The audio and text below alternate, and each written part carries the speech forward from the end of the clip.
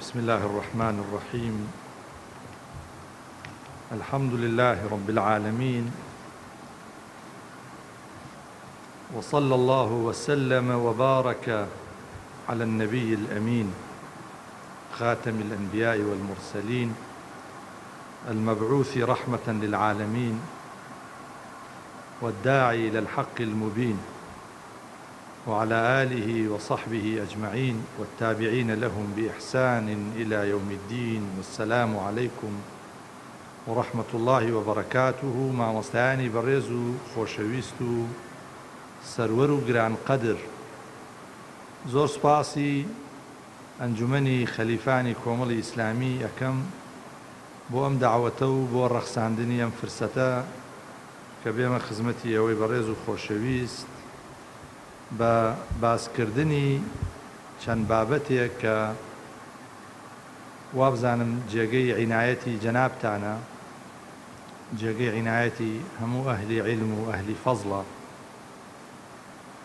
من شەرەفمەندم کە لە خزمەتی مامۆستایانی ئاینیدا وەک قوتابیەک وەک شاگردێک بوەستم باسی شتانێکیان بۆ بکەم کە ئەوان خۆیان بە دەرز دەیڵێن بە خەڵک، ئەچێتە بابی تەبادل و ئاڵوگۆڕی فکر و بیر و ئەندێشە، ئەچێتە بابی قسەکردن لە خەمی هاوبەش، خەمی هاوبەشی هەموو مامۆستایانی ئاینی بە درێژایی تاریخی ئیسلام، بە تایبەتی بە درێژایی تاریخی علم و علەما لە کوردستانی ئازیزدا، مامۆستای ئاینی لە هەر کوێ بوو بێ، لە گوندێکی دوورەدەست تا ناوشار، لە هەر ئاستێکا بوو بێ، لە هەر وەزعێکی مەعیشەتیا بوو بێ، مامۆستای ئاینی مەصدەری خێر و بەرەکەت بووە، ملهیمی فکر و حەرەکەت بووە. زۆر بە دەگمەن لە وەسەتی مامۆستایانی ئاینیدا کەسانێک هەبوو بن کە کارێکی خراپ یا ڕەفتارێکی خراپیان لێوە شابێتەوە و زوو بە زووش دەستنیشان کراوە. بۆیە من هەمیشە کاتێک بە حوزوری مامۆستایانی ئاینی ئەگەم، هەست بە شانازی و بە گەورەی ئەەکەم و هەست بە ڕاحەتێکی دەرونی بە ئاسوودەیەکی ڕۆحی ئەەکەم، چونکە لە سیمای مامۆستای ئاینیە نمونەی علم و عرفان، نمونەی ئینساف و وجدان، نمونەی ڕەحمەت و بەرەکەت و نمونەی تەواضع و تەسامح ئەبینم. زۆر بڕوان بەم فەرموودەیە هەیە کە پێغەمبەری ختمی نبووەت صلى الله عليه وسلم ئەفەرمێ: العلماء ورثة الأنبياء. مامۆستایانی ئاینی زانایان میراتگری پێغەمبەرانن. پێغەمبەران سەرۆت و سامانیان بەجێ نەهێشتووە بۆ خەڵک و بۆ دوای خۆیان، بەڵکو علم و حکمت و تەشریع و شەریعەت و بایەخ و بەهای بەرزیان بەجێ هێشتووە. مامۆستای ئاینی هەمویان بەیەکەوە مامۆستا چاکەکان، مامۆستا ڕاست و ڕێناسەکان پێکەوە میراتگری پێغەمبەرانن و هەرکام بە دەرەجەی بەهرەمەندبوونی لە فیوزاتی مەبدەئی نبووەت و ڕیسالەت کاریگەری خۆی هەبووە و دەبێ. مامۆستایان لە پێغەمبەران سەڵات و سەلامی خۆیان لەسەر بێ علمیان بە میراتی بۆ ماوەتەوە، ئەدەبیان بە میراتی بۆ ماتەوەتەوە، حکمەتیان بۆ ماوەتەوە، داناییان بۆ ماوەتەوە، فەزڵ و ڕەفتاری جواریان بۆ ماوەتەوە، هەز بە مەسئولیەت و ئەمانەتداریان بۆ ماوەتەوە، زیرەکی و وریایی و شارەزایی، دڵپاکی و دەستپاکی و دایانپاکی، ئازایەتی و هێز و پایەداری، عەدالەت و مروءەت و جوامێری، هەڵوێستی بەرز و مەسئولانەیان بۆ ماوەتەوە، لە عەینی پابەندبوون بە ئوسوول مرونەت و ئینعیتاف پەزیری، کراوەیی و سەماحەت و بیرفراوانیان بۆ ماوەتەوە. ئەوەی کە سەرنجم ڕائەکێشێ لە تاریخی پڕ لە هەوراز و نشێوی میلەتانە، ئەوەی کە خێر بووە و جێگیر بووە و تا ئێستاش هەموو میلەتێ شانازی پێوەکە بەرهەمی دەستی زاناکانیەتی. ڕەنگە میلەتێک شانازی بە سەرکردەیەکی سیاسیەوە بکە، بەڵام تەنها لە بوعدێکەوە. ڕەنگە شانازی بە مختەریعێکەوە بکە، بەڵام تەنها لە بوعدێکەوە. ڕەنگە شانازی بە وەرزشکارێکەوە، بە پاڵەوانێکەوە، بە کەسێک قارەمانێکی میلیەوە بکە، بەڵام لە بوعدێکەوە. بەڵام ئەوەی کە زانایانی هەڵگری عیلم و عیرفان بۆ میلەتی بەجێدەهێڵن، بۆ هەموو چین و توێژ و بۆ هەموو دەستە و تاقمێک مای شانازیە. بە تایبەتی لە بواری عیلم و عیرفانە کە ئەمەوێ لە مەجلیسا زیاتر قسە لەسەر ئەو دوو ڕاهەندە بکەم. ئەمە بەستم لە عیلم ئەو عیلمانەیە کە لە حوجرەکانی کوردستانە دەخوێنران و ئێستاش لێرە و لەوێ دەخوێنرێ و سەرچاوەکانی بەردەستە. مەبەستیشم لە عیرفان ئەو زانستە عەمەلیە سلوکیە پڕ لە خێر و بێرەیە کە مەداریس و طەرائیقی جیاواز لە سەردەمی ئەبوو حەنیفەی نوعمانەوە تەدوین کراوە و دەماودە و وەستاوە. ئەبوو حەیانی تەوحیدی باسی ئەکاڵێ تەنها ئەوەی ئەبوو حەیان پیاوی قەرنی چوارە، ئەبوو حەیانی تەوحیدی ئەڵێ تەنها ئەوەی لە عیلمی سلوک و ئەخلاقە عولەمای ئیسلام تا ئێستا لە مەنتەقەی عێراقا نووسیویانە لە 4000 لاپەڕە زیاترە. ئیتر باسی ماوەڕاء النەهر و باسی حیجاز و باسی شامات و باسی میسر و باسی مەغریب و مەراکیش و باسی ئەندەلوس و ئەوانە ناکە. ئەمە زۆر سەرنجی ڕاکێشام کاتێک کە لە کتێبی ئەلیمتاع والمؤانەسەدا خوێنمەوە.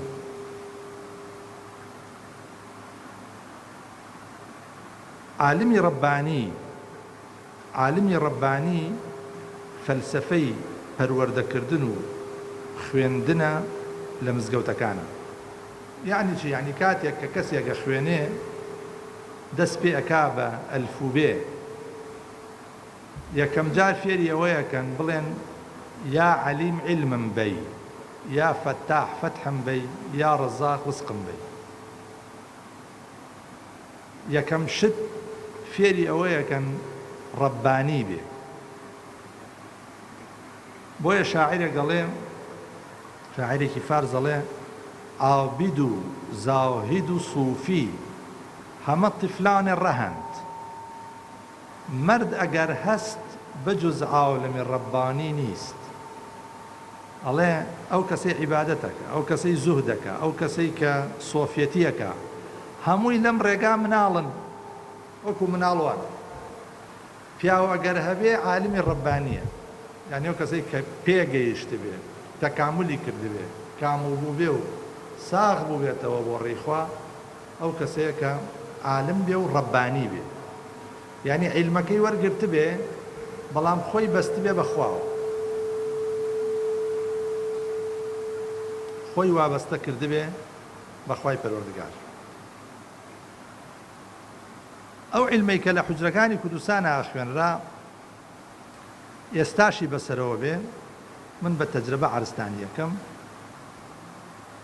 زۆر پێشکەوتوتر بووە لە مەنهەجە، لە ڕێگە و ڕێبازە و لە نەتیجە و بەرهەمە لەوەی کە ئێستا لە پێشکەوتوترین جامیعاتی جیهانە هەبوو و هەیە. تەڵەبە بۆ خۆی مامۆستاکەی هەڵەبژارد، ئەی بیست لە فڵان شوێن مامۆستایەکەیە فڵان کتێب باشە زانێ، بە پێ ڕێگای دووریە گرتە بەر ئەچوو لای ئەو مامۆستایە خوێن، کتێبەکەی خوێن، عیلمەکەی لێوەرەگرت بە ئەدەبەوە. ڕۆژێ لە ڕۆژان نەمان بینی ئەو تەڵەبێ لە حزوری مامۆستاکەیە بێ ئەدەبیەک بکە، یا مامۆستاکەی بەسەر تەڵەبەکەیە فەزڵ فرۆشی بکە، یاخود بیانووی پێ بگرێ، ڕێک وەکو وەلەدی خۆی، وەکو مناڵی خۆی، وەکو مناڵی خۆی مامەڵەی لەگەڵ کردووە. ئەم فەرهەنگە جوانە کە مامۆستا ئەبوو بە باوک بۆ فەقێکەی، بۆ تەلەبەکەی، ئەوروپیەکان بە تایبەتی ئەڵمانیەکان وەریان گرتووە. لەوێ مشریفی ماجستێر و دکتۆرا ناونراوە باوک، مامۆستای باوک، پێڵێن مامۆستای باوک، یعنی وەکو لە فەرمودەکەیە هاتووە، لەو ئەثەرە صحیحە هاتووە کە فەرمێ ئاباؤک ثەلاثەة من ولدك ومن علمك ومن صاهرك، ئەوەی کە تۆی بووە، ئەوەی کە دەرست پێ ئەڵێ، دەرس فێری کردیت، و ئەو کەسەی کە ئەتکا بە زاوای خۆی. ئەم فەرهەنگە کە تۆ خۆت بچی مامۆستا بۆ خۆت هەڵبژێری و مەنهەجەکەش تەواو کەی لە لای، ئێستش لە جامیعاتی ئێمەیە مەنهەج تەواو ناکرێت. وەرن بابتان بم بە جامیعاتی خۆمان نابتان گێڕم، لە چ ساڵێکە ئەو مەنهەجەی مقەڕەرە هەمووی تەواو کرێ، بەشێکی لەبەر عوتڵە دەرس ناخوێنێ، بەشێکی لەبەر سەیران و گەشت و گوزار دەرس ناخوێنێ، بەشێکی مامۆساکە غایبە، بەشێکی تەڵەبەکە غایبە، بەشێکی هەردووکیان غایبن. ئیتر چی بخوێنێت؟ نییە. بەڵام کاتی خۆی لە فەرهەنگی مامۆسایانی ئاینیە کتێب بە کتێبە خوێنرا، لەم کتێبەی تەواوە کرد ئەچوو بە کتێبێکی تر. دوو دەرسە بوو، دەرسێکی بەیانیان، دەرسێکی عەسران. لە بەیانیانە دروسی عیلمی مەحەزە خوێنرا، لە عەسرانە دەرسی فیقه خوێنرا. لەبەر چی دەرسی فیقه؟ چونکە یانزانی دەرسی فیقه فراوانە، ئەبێ لە سەرەتای فەقێتیەوە دەستی پێ بکەی، لە کۆتایی فەقێتیا تەواویکی. وا لەبەر ئەوەی فقه ڕۆژانە مامۆستای ئاینی و فەقێ و خەڵک پێویستیان پێێتی، بەڵام عیلمەکانیان نەخوێند. تەنها بۆ زمان، بۆ فێربوونی زمانی عەرەبی 12 عیلمیان نەخوێند. ئەوەی کە پێوترێ مامۆستای 12 عیلم، مەلای 12 عیلم، تەنها 12 عیلمەکەی علومی ئادابی لوغەی عەرەبیان مەبەست، کە بریتە لە مەتنی لوغە، نەحو، صەرف، معانی، بەیان، بەدیع، عەروض، قافیە، ئینشا، محاضەرات، ئیملا و تەریخ. ئەمە 12 عیلمەکەیە. ئەم 12 عیلمەیان بۆ ئەخوێند؟ بۆ ئەوەی جوان تێبگەن لە ئایەت، جوان تێبگەن لە فەرمودە. دوای ئەم عیلمانە عیلمی تریان ئەخوێن، علومی تەفسیر کە علومی قورئان ئەگرێتەوە، اینجا شروحی ئەحادیثیان ئەخوێند، متونی ئەحادیثیان ئەخوێند، ئەسبابی نزولیان ئەخوێند. اینجا چوون بۆ علومی فقه، کتێبە فقهی ئاسانەکان دەستیان پێ کرد، شەرحەکانیان ئەخوێند، حاشیە و تعلیقاتیشان بەسەرەوە خوێند. ئوسولی فقهیان ئەخوێند، لە کتێبە سادەکان و دەستیان پێ کرد تا چوونە کتێبە عەمیقەکان. اینجا چوون بۆ علومی حکەمی، منطق و کەلام و حکمت و فەلسەفەیان ئەخوێند. اینجا چوون بۆ علومی ڕیاضی، حساب و جەبر و مسەلەسات و علمی هەیئەت و نجومیان ئەخوێند. هەموو ئەم عیلمانەیان ئەخوێند. ئەمجا ئیجازەیان وەرەگرت. کە ئیجازەی وەرەگرت، ئەم کابرایە، ئەم مامۆستایە، ئەم زانایە بوو بە عالمێکی مەوسوعی. لەو لایشەوە ئیجازەکە بۆیانە نووسی مامۆسا موجیزەکەوی کە ئیجازەیە دای و وەسیەتت بۆ ئەەکەم بە تەقوا، وەسیەتت بۆ ئەەکەم بە ئیحتیاط لە فتووە، وەسیەتت بۆ ئەەکەم بە ئیجتیناب لە هەوا،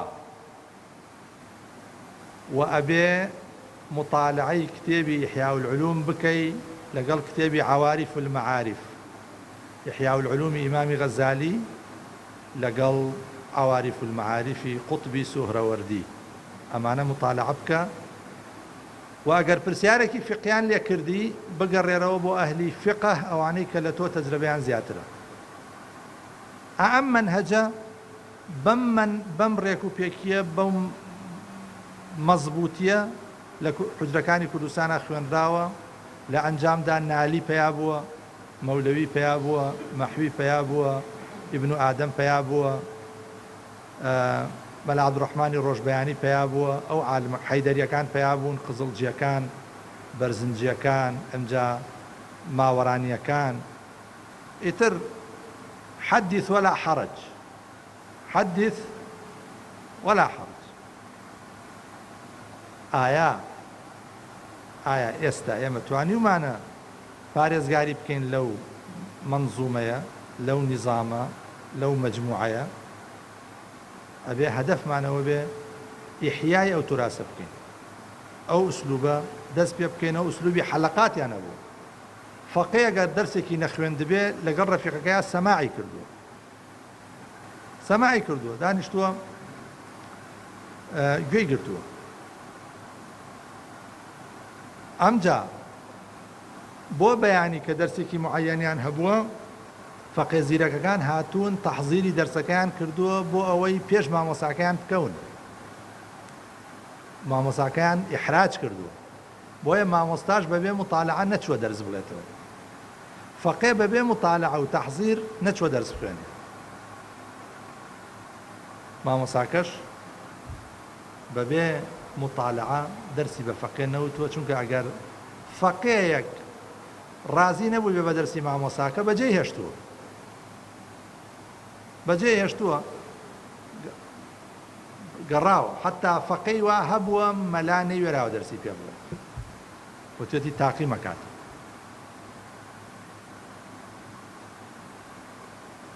جاری وا هەبووە فەقیەکان بە جەمعی چوون بۆ لای مەجموعەیە فەقەی تر، لەوێ جەلسەیەکی نیقاشی، ئەوەی کە ئەمڕۆ پێوتێت دیبێتێک دروست بووە لە بینی فەقەی ئەم مامۆسا و فەقەی و مامۆسا، لەسەر سفرە نانیان خواردووە، پێش ناخواردنەکە وتویانە کە ئەڵێن بیسمیلا با پرسیار لە بێ بیسمیلا بکەین، ئەم بێ جەوهەرە یا عەرەزە، ئەگەر عەرەزە چ جۆرە عەرەزێکە، ئەگەر جەوهەرە چ جۆرە جەوهەرێکە، ئایا بێ بیسمیلا مەخلوقە یا غەیرە مەخلوق؟ چوونەتەوە بۆ مناقەشاتی بینی ئەشاعیرە و موعتەزیلە، ئەوەندە نقاشەکە گەرم بووە میوانەکان عاجز بوون و نانیان نەخواردەوە ڕۆشتون. نقاشی علمی ئاوا بووە، لە عینی ئەدەبە، بۆ تەکفیر هەبووە لەو سەردەمەیان نەخێر، تەفسیق هەبووە نەخێر، بەس ئەوە بووە وتوێتی من لەسەر حەقم ڕەنگە هەڵەش بم، تۆ لەسەر باتیلی ڕەنگە لەسەر حەقیش بی. ئەدەبی اختلاف احترام. ئەبوو ئیسحاقی شیرازی کە عالمێکی گەورە و فەقیهێکی گەورەی مەذهبی شافعیە خەلیفەی نێرێ بۆ سوڵح بۆ ئێران، بۆ منتەقەی خۆراسان، ئەگاتە هەر شارێک عولەما و سوڵەحای ئەو شارە دێن بۆ ئیستیقبالی، ئەگاتە شاری بەستام کە مەشهورە هەمیشە ئەولیای خوای تیا بوو، ئەولیای لێ نەبراوە، هەموو خەڵکی شارە چن بە ئیستیقبالیەوە، یەکێ لە ئەولیای خوش لە ناو کەسانە ئابێ کە دێت دەستی ئەبوو ئیسحاقی شیرازی ماچەکە، ئەبوو ئیسحاقیش دائەنەوێتەوە قاچی ئەو ماچەکە. ئەدەبیان ئاوا بۆ یەکتری. من تەشجیعی ئەو مۆزوعە ناکەم، بەڵام تەشجیعی ئەوە یەکەم مامۆسای ئاینی عالمی ڕاستەقینە لە هەموو کەسێ متەواضیعترە، چونکە خوای پەروەردگار بە پێغەمبەرەکەیە فەرمێ صلی الله عليه وسلم واخفض جناحك لمن اتبعك من المؤمنين، یعنی ئەو کەسەی کە پەیڕەوی پێغەمبەر متەواضیع بووە لەگەڵیان، خۆی بەسەرا نەسەپاندووە، خۆی بەسەرا فەرز نەکردووە. بۆیە لە عورفی ئیسلامە، لە عورفی مامۆسایانی ئیسلامیە هەمیشە وتویانە ئەصغەڕنا یومەثیلونا، کێ لە هەمومان بچووکترە؟ نوێنەری هەمومانە. یەسعا بذمەتیهم ئەدناهم، کێ لە هەمویان لە خوارترە؟ ئەتوانێ بە ناوی ئەوانەوە بەڵێن بە، بە ناوی ئەوانەوە پەیمان وەرکە.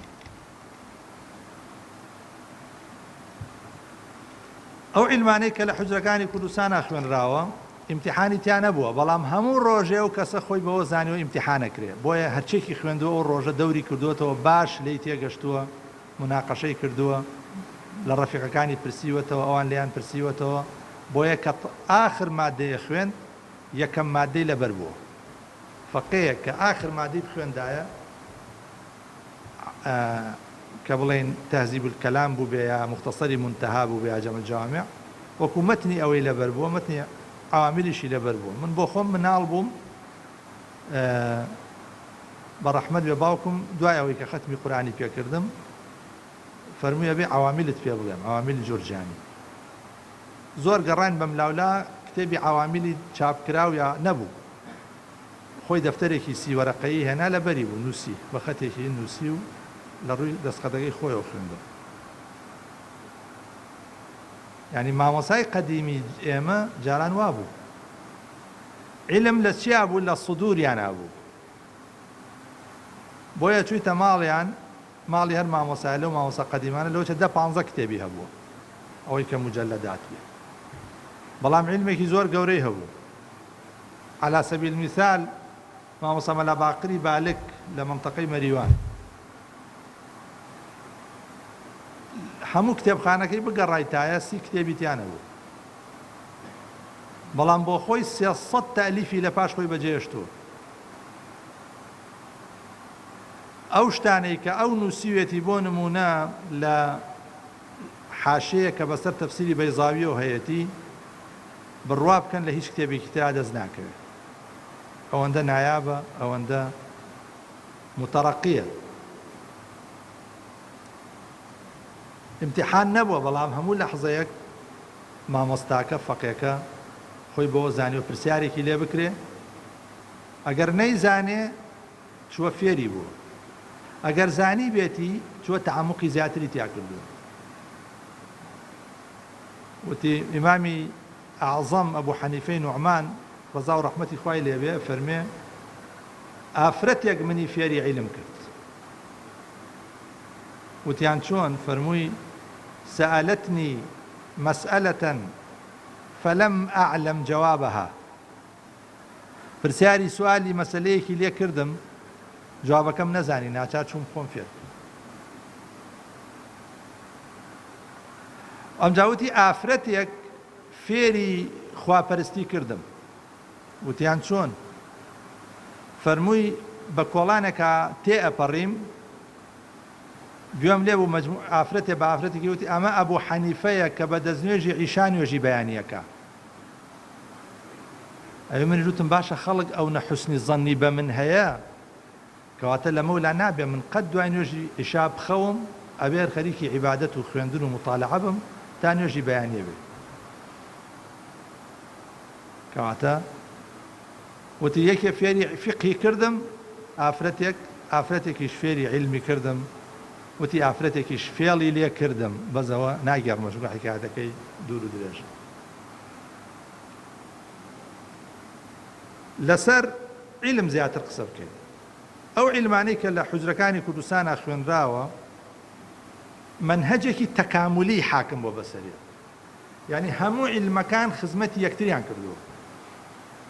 بۆیە ڕەنگە مامۆسایەک مختص بوو بێ لە کتێبێکی بزات کتێبێکی معەنە، بەڵام شارەزایی لە عیلمەکانی تریش هەبووە. ئەگەر شارەزایی نەبێ لە نەحوا چۆن نەتوانێت تەفسیر بڵێتەوە؟ شارەزایی نەبێت لە سەرفا چۆن نەتوانێت بەلاغە بڵێتەوە؟ شارەزایی نەبێت لە علومی بەیانە چۆن نەتوانێت باسی دەقایقی قورئان بکە؟ بۆیە من داوا ئەکەم ئەو کەسەی کە ئەوێ داعی ئیلەڵڵا بێ داعیەکی حەقیقی بێ با لە مزگەوتەکانە لە سەردەسی مامۆسایانی ئاینی ئەو عیلمە حەقیقیانە بخوێنێ وەکو چی وەکو لایەنی نەزەری بەڵام بۆ ئەوەی قسەی مؤثر بێ قسەی کاریگەر بێ ئەبێ ئاور باتەوە لە عیلم و عیرفان چونکە ئیمامی غەزالی کە باسی دانانی کتێبی ئیحیا العولومەکە ئەفەرمێ ئێستاکە لەم زەمانەیە خەڵک بۆیە عیلمە خوێنن بۆ ئەوەی پلەپایی دنیایی بەدەستبێنن بۆیە عیلمی دینی ئێستا بۆ بە عیلمێکی دنیایی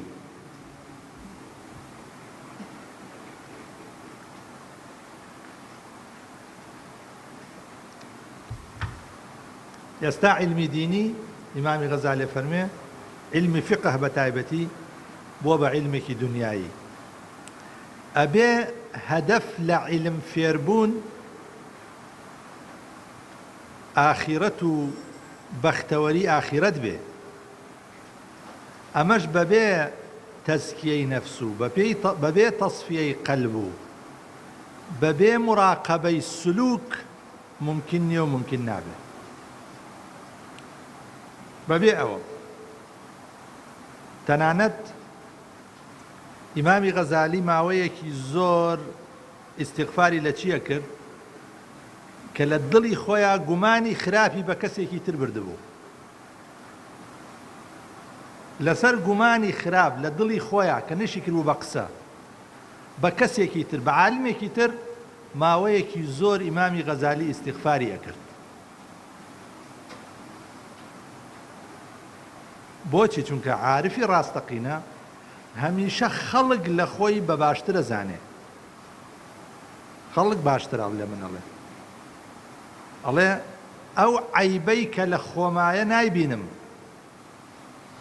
بۆیە لێی بێدەنگم ئەو عەیبەی کە لەوایە ئەیبینم بەڵام من ئاوێنەی ئەوم و ئەویش ئاوێنەی منە هەر عەینی ئەو عەیبە لە خۆما زیاترە بەخۆ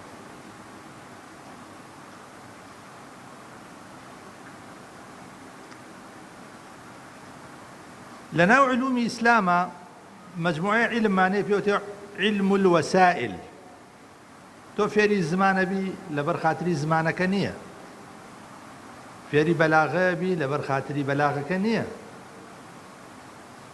حتا فێری تەفسیرە بی لەبەر خاتری تەفسیرەکە نییە لەبەرەوە نییە بڵێن تەفسیرە زانێ فێری حەدیسە بی لەبەرەوە نییە بڵێ حەدیسە زانێ سونەتە زانێ شارەزایە ئەمان هەمووی وەسائلن وەسائلەکە چییە بۆ چییە لە پێناوی چییە لە پێناوی تەربیە و تەزکیەیە لە پێناوی ناسینی پەروەردگارە لە پێناوی سیقە و متمانە پێیاکردن بە پەروەردگارە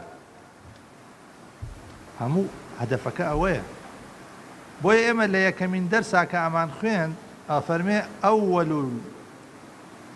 أول العلم معرفة الجبار وآخره تفويض الأمور إليه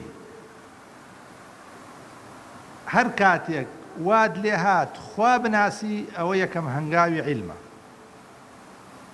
یەکەمین مەرتەبەی عیلمە بەڵام لوتکەی عیلم ئەوەیە کە واد لێ بێت خۆت تەسلیمی ئەوکەی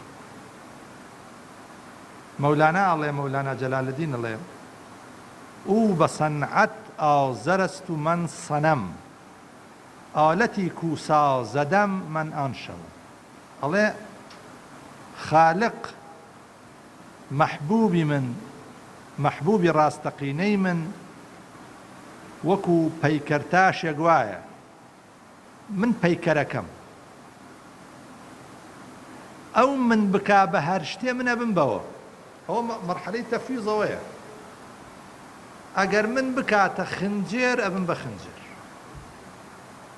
بمکاتە پەرداخ ئەبم بە پەرداخ بمکا بە شیرین شیرینە بمکا بە حەنزەل تاڵ حەنزەلە بم کەواتە ئەمە ئاخرین مەرتەبەی عیلمە کە تۆ ببی بەچی ببی بە ڕەبانی أو آيات القرآن كأفرمي وكأي من نبي قاتل معه ربيون كثير لەناو پێغەمبەرانی بەنی ئیسرائیلە مەجموعی عولەما هەبوون، عولەما و ئەحبار هەبوون.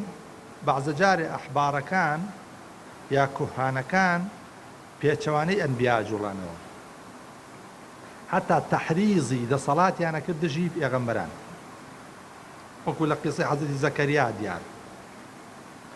بەڵام مەجموعەیەکیان ئەو مەجموعانەی کە هەمیشە لەگەڵ پێغەمبەران بوون لەناو عولەما، عولەمای ڕەبانی بوون. عولەمای ڕەبانی، عولەمای ڕەبانی ئەوانن بەجەستە لەناو خەڵکان، بەڵام بەڕوح لەگەڵ خوان، وەکو خەڵک نانە خۆن، بەڵام بەڕوح نورە خۆن. نور خۆراکی ئەوان نور و ڕووناکیە. ئەوەی کە ئیمامی عەلی لە وەصفی متەقینا باسییانەکە، مەلبەسهم الاقتصاد، میان ڕەون، تون ڕەونین، بەشوشن، ئەهلی یوسرن، ئەهلی تەیسیرن، ئەهلی موژدەن، ئەهلی مزگێنین، هەمیشە ڕەحمەتیان لێ ئەبارێ، بەرەکەتیان لێ ئەبارێ، پەیامهێنەری وەحدەتن، پەیامهێنەری تەفرەقە نین. ئەمانە عولەمای ڕەبانین. بۆیە لەناو هەموو پێغەمبەرانە عولەمای ڕەبانی پشتگیری پێغەمبەران بوون. لە تاریخی پێغەمبەرانە ئەمە هەیە، و ئەو ئاەتەوەمان لێ کا بگەڕێنەوە بۆ تاریخ، بە تایبەتی تاریخی بەنی ئیسرائیل و ئێستاش لە تاریخی ئیسلامە. هەمیشە دوو جۆر عالم هەبوو. عالمی ڕەبانی ئیمامی ئومەت بوون، بەڵام عالمی نەفسانی ئەوانەی کە ڕەبانی نەبوون ئەداتی دەستی سوڵتە بوون، سوڵتەی قەمعی، سوڵتەی قەلع و قەمع، سوڵتەی دیکتاتۆری، سوڵتەیە کە مەجالی هەناسەدان بە کەس نادا. جا هەدەفی ئەساسی لە حوجرەکانی کوردستان کورە سەرەتاوتم ئەوەی عالمی ڕەبانی پێ بگا. بۆیە عالمەکانی کوردستان زۆرینەی زۆریان الحەمدوللا لەگەڵ میلەتەکەیان بوون، لەگەڵ معاناتی میلەتەکە، لەگەڵ معاناتی چینی هەژار. تەنانەت ئەگەر ئاغایەک بەگێک خانێک دەسەڵاتداری ویسوێتی زوڵم لە جوتیارەکان بکە، عالمەکە نەیهێشتووە. عالمەکە وتوێتی اتق الله، اتق الله، اتق الله. لە مقابلی دەسەڵاتی ڕژێمەکانیشەوە عالمە ڕەبانیەکان هەمیشە بەربەستێکی گەورە بوون، بەربەستی گەورە بوو، دەیان هێشتووە بە ناحەق.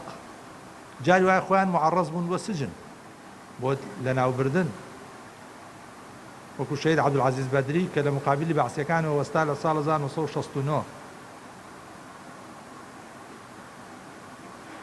یعنی زۆر مهمە تۆ بێنی لە سەردەمی سەطوە و دەسەڵاتی حیزبی بەعسە بڕۆیتە سەر مینبەر بڵێی قل أعوذ برب الفلق من شر مش العفلق، بصراحة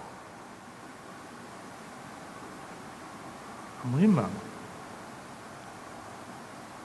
ياخذ لمقابل عبد السلام عارف وكتشو حلفة تحالفة لقال موسكوفكا وتي اليد التي تصافح خروشوف علينا أن نقطعها، أو دسيت وقال قال خروشوفك أبيد لسرمان واجبة لسرمان قطعك بيبري عزايتي أما إمام أحمد، إمام شافعي، معناه علماء أمت بون، أدوات السلطنة بون. لمقابل سلطة الله هارون الرشيد جوابا نيري الله يا إمام تو بإمام مالك الله نامي قال بو إمام مالك الله شهرتي تو علمي تو همو دنياي قرتو تو حزكين تشريف بيني تبغى بال حلقي درس تادانشين أيوجا فرمي العلم يؤتى ولا يأتي. حزد لحلقي درسة ليو ورا بو مدينة أهل علم ناچێتە بەر دەربار، ئەهلی عیلم دەرباری نییە، بەڵکو هەر کاتێ ویستان بزانن دەسەڵاتی سیاسی، دەسەڵاتی وڵات تەندروستە یان ناتەندروست، بزانە مووقیفی لە عولەمای دین چۆنە. ئەگەر ئەوان لەبەر دەرگای عولەمای دینابوون ئەوە وەزع باشە، ئەوە تەندروستە. بەڵام ئەگەر عولەما و بینی لەبەر دەرگای ئەوانە ئەوە وەزع خراپە، چونکە ئەمە قاعیدەکەی ئیمامی مالیک دایناوە، العلم يؤتى ولا يأتي. علم دێنە خزمەتی، ناچێتە خزمەتی کەس، عالم دێنە خزمەتی، ناچێتە خزمەتی کەس. بۆچی؟ چونکە کاتی خۆی کە گەنجێکی وەکی ئێوە، مامۆسایەکی وەکو ئێوە کە چووە بۆ بە فەقێ، هەدەفی سەرۆت و سامان بۆ ئاچوو کەسابەتیە کرد، ئەچوو فەلاحەتیە کرد، ئەچوو تیجارەتیە کرد، ئەچوو فێری سەنعەتێکە بوو. بەڵام بڕیاری یاوە خادمی شەریعەت بێ، بۆیە بڕیاری یاوە پادشای مڵکی قەناعەت بێ. پادشای مڵکی قەناعەت بە زێڕووزی و ناخڵەتێ، بە ئیمکانات ناخڵەتێ. مفتی زەهاوی ڕەحمەتی خوای لێوێ کە نمونەیەکی باشی عالمی کوردە، جارێکیان لە حوجرەکەی خۆی دانیشێ لە بەغدا، والی بەغا سەعاتێکی زێڕ و زێڕی بە هەدیە بۆ ئەنێرێ، سەعاتێکی زێڕ. مەجموعەیەکی لە لابن دیارە عالمی ڕەبانی نەبوون، دەسەکەن بە ئیشکال گرتن، هەڵێن جائز نییە ئینسانی موسڵمان پیا و ئاڵتون بەکار بێنێ. ئەویش خزمەتکارە خادی مزگەوتەکە بانەکەڵێ وەرەڵێ بڕۆ سەعاتە بڕۆ لای فڵان زەڕەنگەر بیفرۆشە، چەنی کرد بێ بەسەر فەقیر وەژاری ئەم منتەقەیە، هیچ نایکاتە دەستی. بەو شێوە لە عەینی لەحظا ئیبەخشێتەوە. دوایی شیعرێک گەڵێڵێ زەلزەلەهم ساعة ئوتیتها، ئەو جەماعەتەی لەرزان سەعاتێکە بە هەدیە بۆم هاتبوو. زەلزەلەة الساعة شەیء عەظیم، زەلزەلەی ساعات هەر فعلا شەیئێکی عەظیمە. زەلزەلەهم ساعة ئوتیتها، زەلزەلەة الساعة شەیء عەظیم. لە قورئانی پیرۆز کە یەکەمین سەرچاوەی ئێمەیە، بە عیرفانە وترێ تەزکیە، بە عیرفانە وترێ تەزکیە. هو الذي بعث في الأميين رسولا منهم يتلو عليهم آياته ويزكيهم ويعلمهم الكتاب والحكمة. خواهی پەروەردگار ئەو خوایە، ئەمە لە مەعرەزی مەدح و ئیمتینانە فەرمێ، ئەو خوایە، ئەو پەروەردگارەیە لە ناو ئومیینە کەسێکی کرد بە پێغەمبەر لە خۆیان، یەتلو عەلەیهم ئایاتی، ئایاتی خۆیان بەسەرا خوێنێتەوە، چونکە ئەو ئایەت خوێندنەوەی ڕێک وەکو چی وایە؟ ئیعدادە، ئیعداد. ئەو برابەڕێزە و مامۆستایە ئەو قورئانی خوێن بەسەر ئێمەیە. ئەمە تەنها عورفێک نییە لە خۆوە هاتبێ، ئەمە زەمینە سازیە بۆ ئەوەی دڵەکان ئامادە بن. پێغەمبەری خوا صلی الله عليه وسلم لە پێشا بۆ قورئانی خوێند، لەبەرەوەی ئیشی بەو جەمعە بوو، ئیشی هەبوو بەو جەماعەتە، بەو سەحابانە. لە پێشا بە قورئان دڵی نەرمەکردن، یەتلو عەلەیهم ئایاتیه، چونکە ئەگەر قڕیش بتەوێ ئیشی لەسەر بکەی، لە پێشا خاڵک و خۆڵە بێ، لە پێشا نەرمی کەیت و جوان بیشێلی، بە تیلاوەتەکە دڵەکە ئامادە ئەبێ. اینجا وەیوزەکیهم، اینجا پاڵفتیانەکە لە بێژنگیان و لە هێڵەکیان دەدا، اینجا وایان لێ وەیعەلمهم الکتاب والحکمە، فێری کتابیانەکە کە قورئانە، و فێری حکمەتیانەکە، حکمە دەوەیە ئەو قورئانە لەکوێ و لە چ کاتێکا و بە چ مەبەستێ بەکاری بێنی. حکمە دەوەیە، قورئان بۆ خۆی حەکیمە، قورئان لەگەڵ حکمەتا جیانین. بەڵام لەو ئایەتە کە جیا کراونەتەوە، مەبەستەوەیە پێغەمبەر صلی الله علیه وسلم قورئانەکەیان فێرەکە، فێری ئەوەشیانەکە ئەم ئایەتە بۆ کوێ و بۆ کەی، ئەم ئایەتە چۆن و لەبەرچی. حکمەتەکە لەوایە لە شوێنی خۆیان ئایەت بەکاربێنە، لە شوێنی خۆیان فەرموودە بەکاربێنە. لە شوێنی خۆیان فقه بەکاربێن. حکمە دەوەیە مامۆستای ئاینی کە تەشریفە بێ بۆ شوێنە قسە بۆ خەڵکەکەی ئەو نێرن بۆ سجن خەڵکەکە مەحکومن بە ئیعدام باسی سەرفیدریان بۆ مەکە، باسی ئاخرەتیان بۆ بکە، باسی ڕەجا بە ڕەحمەتی ئیلاهیان بۆ بکە، و شتانیان بۆ باسکە. ئەو نێرن بۆ شوێنێ حەدیث العهدن بە دین فێری ئوسولی دینیان بکە، فێری کوردەکاریان مەکە. هەیە هەر نوێژ نازانێ فێری نوێژی کە، باسی نوێژی سونەتی بۆ مەکە جارێ، لەبێژە تۆ قەنەعەتی پێ بکە با پێنج فەرزەکە بکە. کەواتە پێغەمبەری خوا صلی الله علیه وسلم یەکەمین کاری ئەوە بوو تیلاوەی ئایاتێ کرد، دووەمین کاری ئەوە بوو تەزکیەکردن، تەزکیە هەر کەس بە وەسیلەی بە شێوەی خۆی، هەر کەس بە پێی مستەوای خۆی. طبعا ئەمەش وامان لێیەکە ئەبێ مامۆسای ئاینی جگە لەو عیلمانی کە وتمانەوە بیخوێنێ ئەبێ هەندێک شارەزایی هەبێ لە دەروون ناسیش، عەقڵیەتی مقابل بناسێ، طەبیعەتی بناسێ، خەڵکەکە بناسێ، بزانێ ئەو مجتەمەعە کێشەیان لە چیایە، تەرکیز کاتە سەر ئەوە. وەکو لە سیرەی پێغەمبەرانە سەڵات و سەلامی خۆیان لەسەر بێ، هەر پێغەمبەرێک کە هاتبێ تەرکیزی کردووە سەر لایەنێک، وایان نا بۆ نمونە قەومی سەمود چیانە کرد؟ فێڵیانە کرد لە کاتی کێشانە و پێوانەیە. بۆیە تەرکیز لەسەرەوەیە کە ئینسانە بێ عادل بێ، نابێ ئەهلی تەطفیف و خەڵەتاندن بێ. لە میلەتانی پێشوە هەر میلەتێک کێشەی لەگەڵ شتێکا بووە، بۆیە پێغەمبەرەکە تەشخیصی لەسەر شتێک کردووە، تەرکیزی لەسەر شتێک کردووە. بەڵام کە پێغەمبەری ئیسلامە چونکە بۆ هەموو عالەم هاتووە و بۆ چارەسەری هەموو نەخۆشیەکان هاتووە، بۆیە تەرکیزی لەسەر هەموو شتەکان هەیە، تەرکیزی لەسەر هەموو نەخۆشیە فکریەکان، نەخۆشیە پەروەردەیەکان، نەخۆشیە سیاسیەکان، نەخۆشیە ئیجتیماعیەکان، نەخۆشیە دەرونیەکان، هەموو ئەو شتەی کە پێیانە وترێ ڕەزائیل. لە پێشە ئەبێ تیلاوەی قورئانکەی بەسەر خەڵکەکەیە، سبحان الله ئەو قورئانە و کاریگەریەی هەیە.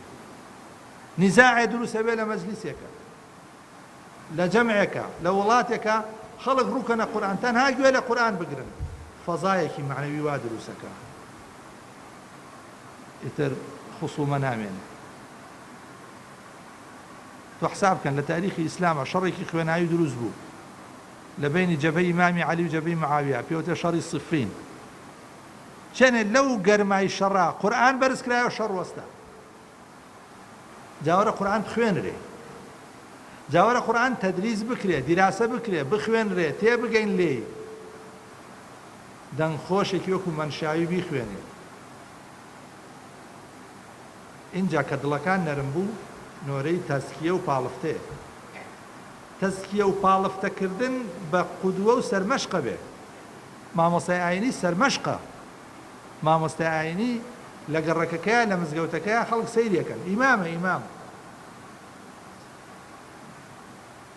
ئێمە ئەڵێن وەجعەلنا للمتەقینە ئیماما، ئیمام یعنی خەڵک ڕووی تێکا لە پشتێوە ڕوا، سەیری ڕەفتارێکن، سەیری کردارێکن، سەیری قسەکانیەکەن. ئەو مامۆستایە چەندە متەخەلیق بێ بە ئەخلاقی محەممەدی صلی الله عليه وسلم، تەئسیری لەسەر خەڵکەکە زیاترە. زۆر عەجیبە، یعنی کەس ناتوانێت ئینکاری ئەم حەقیقەتە بکات، ناتوانێت.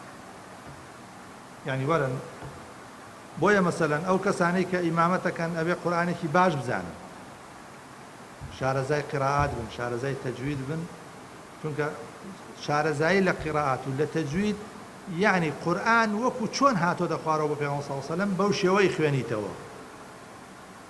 ئەوەش تەئسیری خۆی هەیە، تەئسیری کاریگەری خۆی هەیە. اینجا شخصەکە ئەگەر ئەهلی تەقوا بێ، ئەهلی پەرێزێکی پاک بێ، تەرێزێکی پاک بێ، ئەمە تەئسیری مضاعەفە. دوای تەربیە و تەزکیە کە قورئان بە تەسەوف و عیرفان ئەڵێ تەزکیە، لە حەدیثی صحیحە بە عیرفانە وترێ ئیحسان، مەقامی ئیحسان. وەکو لە حەدیثە مەشهورەکە هاتووە، جوبرەئیل ئەعرابیەک لە شێوەی ئەعرابیەکی سەرتاپاسپیە هات کە هیچ علاماتێکی سەفەری بەسەرەوە نەبوو، ئەژنۆی نا بە ئەژنۆی پێغەمبەرەوە صلی الله عليه وسلم، پرسیاری کرد ئیمان چییە؟ پێغەمبەری خوا فەرموویان تؤمن بالله وملائكته وكتبه ورسله واليوم الآخر وبالقدر خيره وشره. وتي إسلام وتي أن تشهد أن لا إله إلا الله وأن محمدا رسول الله وأن تقيم الصلاة وتؤتي الزكاة وتصوم رمضان وتحج البيت إن استطعت إليه سبيلا. إن جاء فرمي وما الإحسان؟ فرمي أن تعبد الله كأنك تراه فإن لم تكن تراه فإنه يراك. أما مقام عرفان سيري كافرمي أم إسلام هموي بيكوي أم قرآن وحديثة يكثري تفسيرك برزان ما مساهل يعني أفرمي والذين جاهدوا فينا لنهدينهم سبلنا وإن الله لمع المحسنين. ربطي بروب حديثك إحسانه أن تعبد الله كأنك تراه فإن لم تكن تراه فإنه يراك. مقام مراقبة چاو بنو قينو بير كرو لأسماء إلهي لصفات إلهي لأنوار إلهي لآيات إلهي بيري ليب كرو ألو حالتها غير خوال دل تالابة ألو حالتها غير خوال دل تالابة بير لنعمتكاني خواب كرو بير لو فضيلة بكرو كدايتي بيت كدروستي كردوي ڕێک و پێک دروستی کردووی في أحسن تقويم ئامادەی کردووی قد رشحوك لأمر أنت جاهله فاربأ بنفسك أن ترعى مع الهمل. ئاگات لێبێ خۆت بزانت تۆ چ مەقامێکت هەیە. محەممەد ئیقبالی لاهووری ئەڵێ ئادەم ئەزبی بەسەری بەندەگی ئادەم کرد. ئینسان بینا نەبوو چاوی عقلی بەکار نەهێنا بۆیە بوو بە عەبدی ئینسانێکی تر. گەوهەری داشت وەلی نەزری قوباد و جەم کرد. گەوهەرێکی هەبوو بەڵام خستی خزمەتی قوباد و جەم و دەسەڵاتدارانەوە. ئینجاڵێ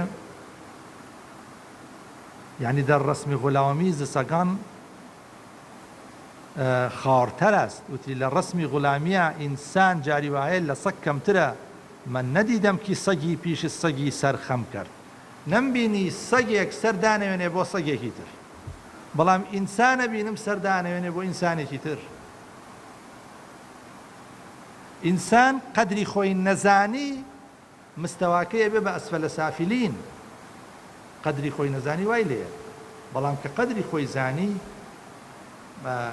بێجگە لە خوا سوژدە بۆ کەس نابە بێجگە لە خوا مل بۆ کەس کەچ ناکە. ئەوە گرنگە. جاوەیە هەدەفی بگەیتە مەقامی ئیحسان. مەقامی ئیحسان وات لێت هیچت بەلاوە گرنگ نییە ڕەزامەندی حەق تەعالا نەبێت. هیچت بەلاوە مهم نییە. نەک مهم نییە ینی ڕێز لە کەس ناگری. هەموو کەسێکت خۆشەوێت لەبەرەوەی عەبدی خوایە. هەموو ئینسانێکت خۆشەوێت. ڕقت لە هیچ ئینسانێک نییە. گوێ بە فەواریقی مەزهەبی و تائیفی و قەومی و ئایدۆلۆجی و شتانە نادەی. سەو خەڵکە بۆ لەسەر چی یەکترە کوژنات پێم بڵێ. ئەم شەڕ و هەرایە لەسەر چییە؟ لەبەرەوەیە ئەو تەزکیەیە نییە، ئەو تەربیەتە نییە، ئەو سلوکە جوانە نییە، ئەو مەقامی مراقەبەتە نییە، ئەو خەڵوەتەی ئینسان نییە لەگەڵ نەفسی خۆیە. ئینسان بە خەڵوەت لەگەڵ خۆیە ئەتوانێت خۆی تەصحیح کە، خۆی ڕاست کاتەوە، خۆی پاک کاتەوە، خۆی جوان کاتەوە. هەمیشە بەرە مخاطبەی نەفسی خۆت بکە. مخاطبەی نەفسی. والنفس كالطفل إن تهمله شب على حب الرضاع وإن تفطمه ينفطم.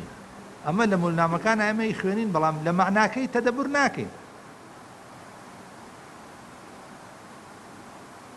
شون أبي إنسان أوابي أم همو هرا وفتنة وأم وضع خرافك هيا همو إلا بردو الكوتنوية لعرفان خلق شر لسر أشخاصك أشخاص شر أفكار نما يا شركان لسر كسكانة يا شركان لسر شتكانة شر فكر نما أمره لفلان حزبا سبين أي بيجيتو تبو حزبك تلو أمره لو سنگرك بيزيتو بو شوينك تلو أما فكرة چی واد لێ ئەکا؟ بۆیە هەر میلەتێ ساغ بێ لە میحوەری ئەفکارە هەڵەسووڕێ، هەر میلەتێک نەخۆش بێ لە میحوەری ئەشخاصە، هەر میلەتێک مردبێ لە میحوەری ئەشیاءە.